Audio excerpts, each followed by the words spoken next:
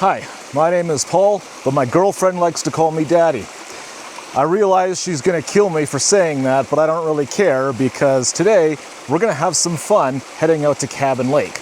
As you can see right now, I'm actually making it through one of the larger washouts that's on this road.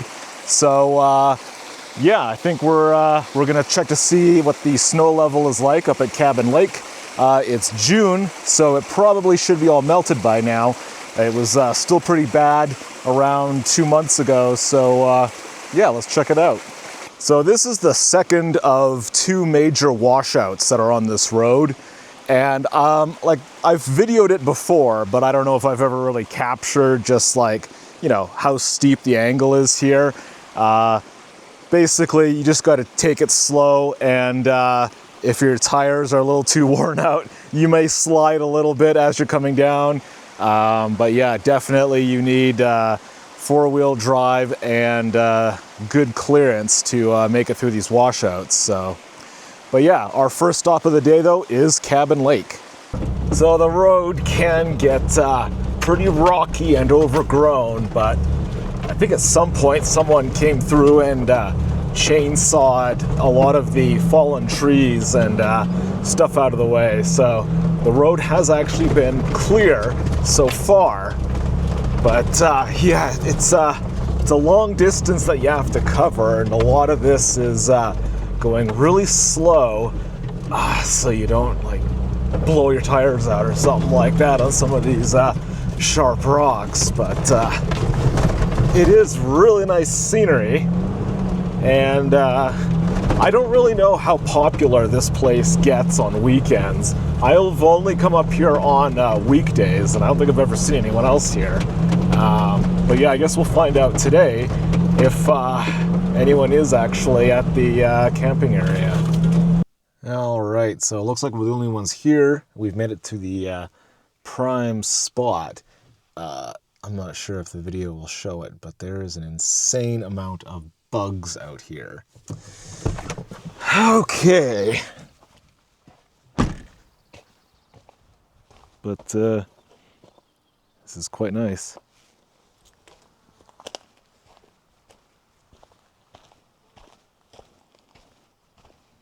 Be nice to camp right on the water here.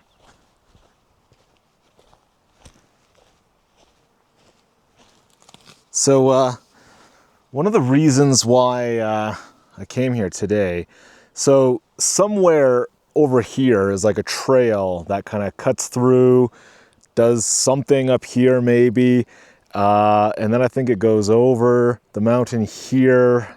But yeah, there's like the wreckage of an old plane crash from, I don't know, it was like the 1970s or something, like a couple kilometers over that direction or something like that. I'm not going to be hiking it today, but I figured I would send the drone out to see if I can get a better look of, you know, maybe where it actually is. So like I've seen some kind of trail maps that show approximately where it is, but yeah, I'm not sure if it would be all that easy to find for me. That's the kind of thing I'd probably do if I was spending like a camping trip out here. This is just a day trip for me, so I don't want to spend hours hiking. But I'm getting eaten by mosquitoes right now, so I think I'll probably hop back in the Jeep and fly the drone and just get some footage of this area, because it is quite nice.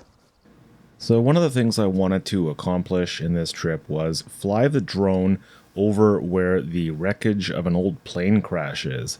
So as you can see by this little mini map, that's a hiking route from Cabin Lake to the wreckage.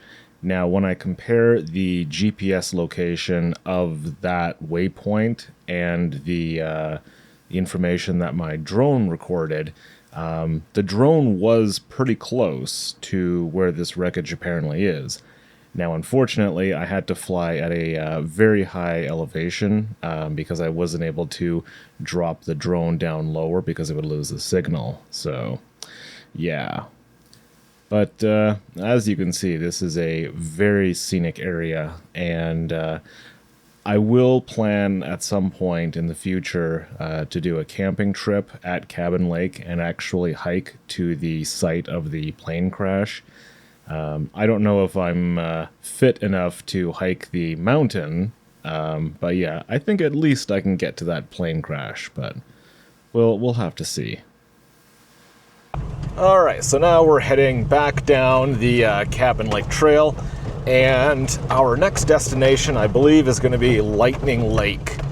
That's not too far from where the trail to Cabin Lake starts, and I think the trail that way is probably going to be a little bit more overgrown because I don't think it's quite as popular as a destination. But specifically, I want to go down there because a while back I found another trail which potentially leads to a third lake, which is otherwise cut off because of the normal route to get there is a forestry road, which is now completely washed out in several places. So there's absolutely no way to get to that lake as far as I can tell, except for this one trail that was cut through the forest at some point. I tried driving down it before, but there were too many trees that were in the way and I wouldn't be able to fit. But now I do have a small chainsaw, and maybe that'll help with getting through the trail. I don't know, but I'm kind of curious to give it another shot there. So that is what we're gonna check out next. All right, so now we're on one of the ways into Lightning Lake. This is kind of the short way in. This is basically off of the same road that takes you to Cabin Lake. And then after we pass through the wreck site here, it'll take us to the other road that I think you can use, although the last time I saw that one, it was really overgrown. But that other road is also where I found that trail that we're going to take a look at today. But yeah, this is, not too bad. It's just pretty bumpy getting into Lightning Lake from here. So, but yeah, this is a lot faster of a way than taking the long way around, because the turn to get on the other road for Lightning Lake is way further back on the way we came in though. So, but yeah, you just need a good amount of clearance on here, and yeah, no problem. All right, so here we are at Lightning Lake. Still a lot of bugs here. This is pretty much how I remember it from the last time I was here. I think this lake might actually be possibly a little bit bigger than Cabin Lake. I mean, it's still a nice view, not quite as good as Cabin Lake with basically those snow-covered mountains pretty much right behind where the lake is. So, but yeah, seems like a nice quiet place. So, oh man, there's so many bugs. Oh, jeez. So we came in this way here, and we're going out this way. And seeing as how this was already a lot more overgrown than I remember before, this other trail that I'm looking for might be much worse. So I guess we'll see. All right, so it's been super overgrown so far, and if you continue this way, it takes you all the way back to the forestry road that we came in on. But this is super overgrown, just like sections that we just came through. And then this trail here, this apparently will take you, let's see, Silver Lake Wreck Site. And yeah, the actual main road to get into here, this is basically destroyed completely. So as far as I can tell, this trail that sort of cuts through here is pretty much the only way that you can get in there. I have no idea how far we're gonna make it, but let's just check it out anyway. All right, so I think we've made it like a third of the way, because it goes down here a bunch and then up or something like that. It's been sort of like this the whole way, just like logs sticking out that someone's chainsawed.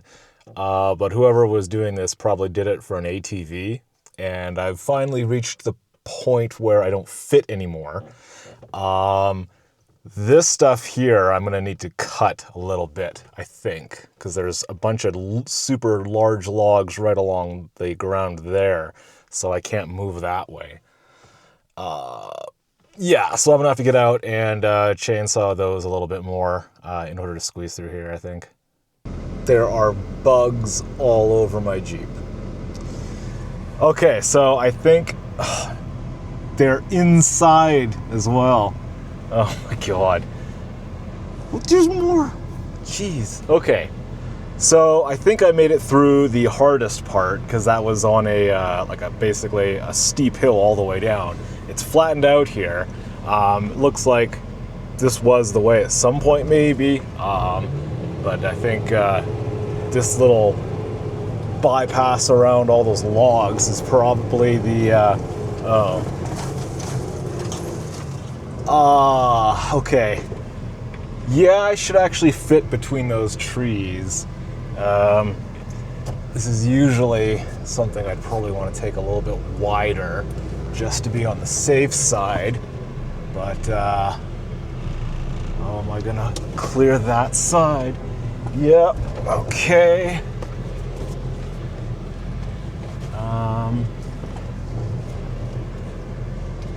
Okay, I think we're looking good. All right. But then I was looking at these trees up here, and oh no. That does go right across the trail. Oh, shit. My chainsaw is not big enough to deal with that. You know, before this road trip, I was trying to buy a gas-powered chainsaw, but the guy didn't respond to me. So, shit. We might be at the turnaround point. I don't think I can cut that log. And even if I can, I see another one right beyond it. All right. Okay, unfortunately, that was a no-go. As I got close to that log, I could see that there were 3 downed trees just within my eyesight that would have been too big for the cheap electric chainsaw that I have. So I definitely need to buy a gas chainsaw. So I'm heading on the way back here, and now I get to crawl up this giant hill in first gear and low and try to avoid hitting all the crap that I encountered on the way down. So yeah.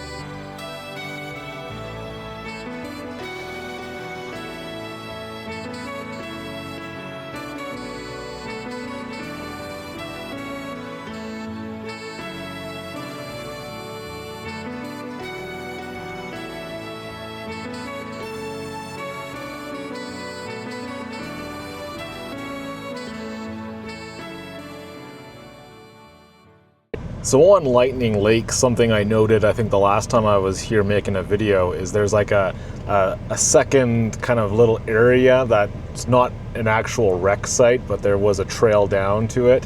So I figured I would check it out this time, but yeah, there's large trees in the way, so I can't chainsaw those larger trees with the cheap chainsaw that I've got. So yeah, unfortunately, I will need to revisit this area again with a chainsaw so I can kind of explore more of these like really tough to get spots, I think. So, oh well.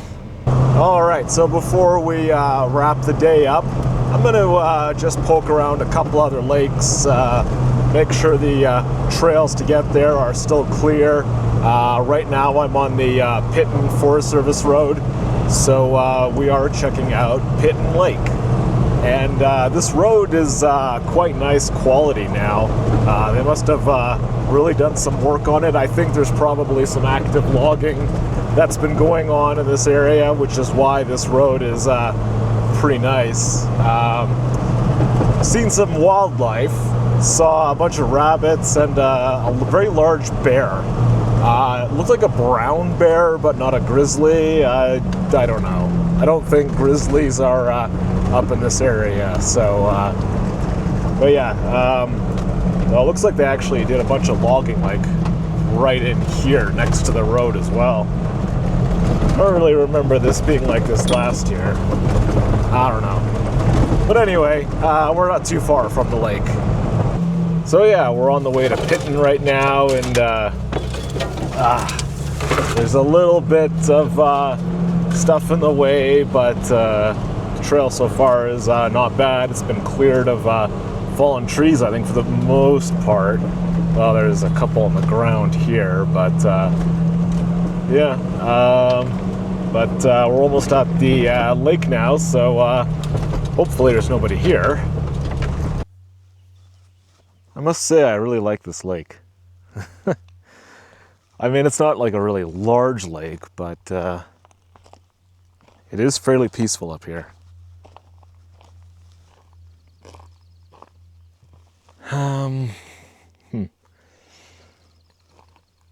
At some point I should actually do like a camping trip up here.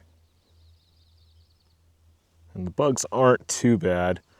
Not nearly as bad as where we were earlier.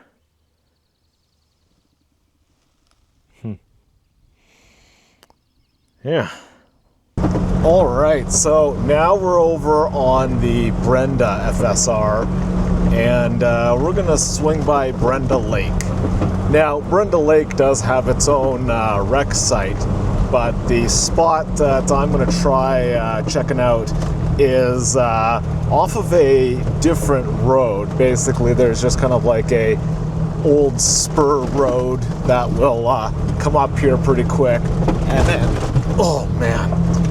And then on that road, there's a small trail that actually takes you down to the lake, and it's a nice secluded camping area. It's a nice area here for sure. Let's see. I haven't been up here in probably over a year, so I'm basically just gonna have to remember which road is which here. All right, we're here, and I already kind of walked down there just to make sure there was actually nobody here, because you can't really see from the road sometimes.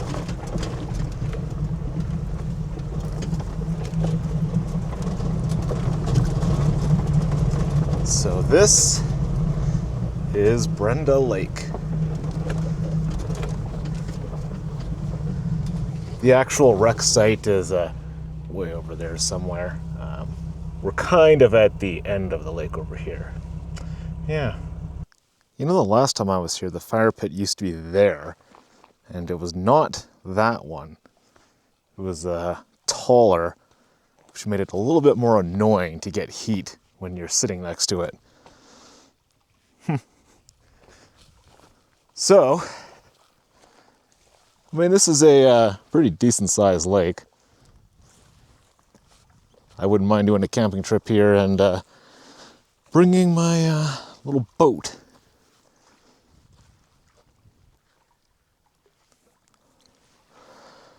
Well, anyway, there's one lake that's also nearby that I do like going to, It's called Hidden Lake, and unfortunately the trail to that area has been dug up for logging purposes. You can still get to the lake, but the pretty much half the fun was the trail itself because it was nice and rocky. And yeah, unfortunately, there's a new logging road that kind of got put in right at the same spot. So you can still get there, like I said, but it's just not quite as fun as it used to be, unfortunately. Yeah. Anyway, I think the sun is going to start going down at some point soon here, and I'll probably have to make my way home, I think. All right, so it's the next day, and I actually took some time to come up to Reservoir Lake. And the reason I came up here is because I wanted to play around with a chainsaw. No, not that one. This one. So yeah, after the trip yesterday, where you saw in my previous clips that there was no way in hell I was going to be able to use that to clear some actual trees that had fallen across the trail, I realized I needed to step up the priority for buying a chainsaw. I was trying to buy a cheap used one on the classifieds, but the ones that I was trying to look at, they were either not responding or they were pending the sale or whatever. So you know what? I figured I might as well just buy the absolute cheapest new one I can find, try it out a little bit, and I might need to change a thing or two, but let's talk about this. So, this is just basically a 42cc two-stroke. I mean, that seems like it's a reasonable size engine for what I need. And it's a 14-inch bar, which might not be enough, but I figured instead of paying like $100 more for the version of this that had the 18-inch, I'll just buy this one. And if I feel like I need to get the larger bar, then I can just go and buy that probably cheaper and just swap it on there myself. So this was $250 at Rona. And I mean, to be honest, it's more than I wanted to pay for a chainsaw. But if I wasn't going to be able to get one for like under $100 used, then I figured I might as well just buy a new one, so it's got the new chain and everything. I don't have to worry about getting one that's all beat up and, you know, still have to pay a bunch of money for one. So yeah, so I'm gonna try that out today. And I picked Reservoir Lake in particular because the trail to get up into this area is always just covered in like downed trees. I was able to make it in here without cutting any, but I mean, there's like dozens of trees that people have had to previously cut out of the way of the trail. So I figured this would be a good place to play around with the chainsaw. All right, so we got the beast running, and I'm just gonna chainsaw some stuff for fun, basically.